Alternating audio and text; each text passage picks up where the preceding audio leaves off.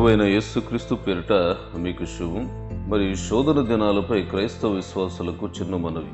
ఇవి ఆచరించవచ్చా ఆచరించకూడదా అనే విషయాన్ని కొంచెం ప్రక్కకు పెడదాం. ఒక ప్రశ్న: ఈ 40 దినములు సాగే ప్రార్థనలు, కూడికలు, బైబిల్ పఠనాలు క్రైస్తవ విశ్వాసులకు అవసరమా కాదా?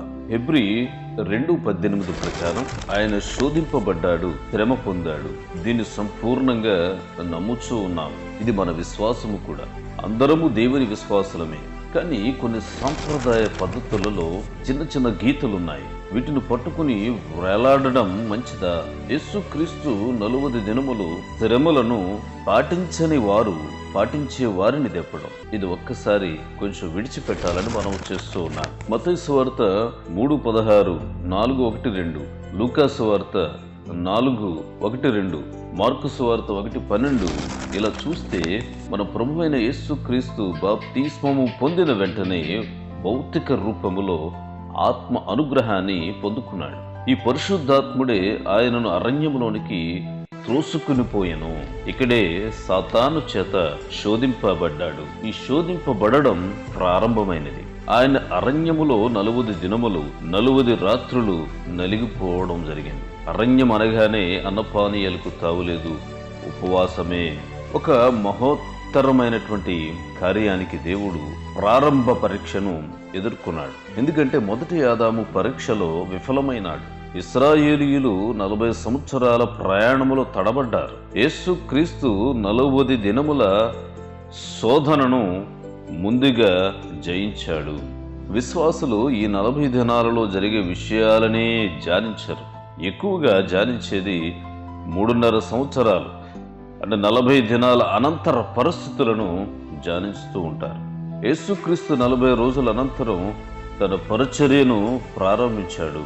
ఈ పరిచర్యలో పరలోక దేవుని సత్యాలను తెలియపరిచాడు. క్రైస్తవ సమాజాలు వాటిని ఒక క్రమమైన పద్ధతిలో బోధిస్తూ, వివరిస్తూ, పాటిస్తూ ముందుకు సాగడం ఎంతైనా కోరదగినది. శ్రమదినాల చరిత్ర అని అనేక నిర్వచనాలు తీసుకుని వచ్చి ఇది ఒక అన్య ఆచారమని కొన్ని ఆధారాలు చూపెడుతూ తమ జ్ఞానాన్ని ప్రదర్శిస్తూ అనేక దేశాలలోని కొందరు పేర్లను చెబుతూ వారు ఇది తప్పన్నారు, అది తప్పన్నారు అని వాదనలు వినిపిస్తూ ఉన్నారు. ఒక పని మీద అనేక మంది అనేక నిర్వచనాలు చెబుతున్నారు అంటే అది వారి వ్యక్తిగత అభిప్రాయం. వీటన్నిటినీ జోడించి క్రైస్తవ సమాజాలను గందరగోళానికి గురి చేయడం మంచిదా? పాపం విశ్వాసులకు అనేక పుస్తకాలు చదివేటువంటి సమయం ఉండకపోవచ్చు. వారికి ప్రామాణిక గ్రంథం బైబిల్. ఈ శోధన దినాలలో ఏమి జరుగుచున్నదో ఒక్కసారి ఆలోచన చేయాలి. మనకు అదే ముఖ్యం. దేవుని గ్రంథానికి వ్యతిరేకమైన పనులు జరుగుతూ ఉంటే వాటిని ఖండించాలి.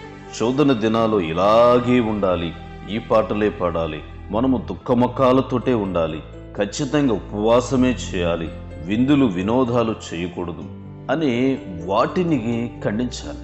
యేసు నామములో కానుకల పేరుతో దోచుపడుతున్నటువంటి విశ్వాసుల జేబులు ఖాళీ చేస్తున్నటువంటి విషయాలను ఖండించాలి. ఈ 40 దినాల శోధన కాలములో ఆయన సిలువను, ఆయన మరణాన్ని, మరణంపై విజయాన్ని, పరలోక ఆరోహణాన్ని ధ్యానిస్తూ సిలువ వార్తను, సిలువలో కనపరిచిన ప్రేమను, సిలువలో త్యాగాన్ని, సిలువలో కచ్చిన రక్తాన్ని, తద్వారా పాప పరిహారార్థ బలిని గ్రహింపచేయడం మంచిదే కదా. 40 దినాలలో తనను తాను శుద్ధి చేసుకునుట అత్యంత కోరదగినది. కానీ అనంతరం అనేక మంది విశ్వాసులు 40 రోజుల తర్వాత పాత అలవాట్లకు వెళ్ళిపోవుట విచారకరం.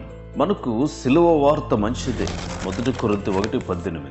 సిలువను గూర్చిన వార్త నశించుచున్న వారికి విరుతనము గాని రక్షింపబడుచున్న మనకు దేవుని శక్తి. చివరాఖరికి లూకా సువార్త 24:5. ఆయన మనలను ఆశీర్వదించాడు, ప్రత్యేకింపబడ్డాడు, పరలోకమునకు ఆరోహణుడాయాడు. దీనిని ప్రకటించుట అత్యంత అవసరం, అత్యంత కోరదగినది. సెలవు. దేవుని సిలువ శక్తి మీకు ప్రాప్తించునుగాక.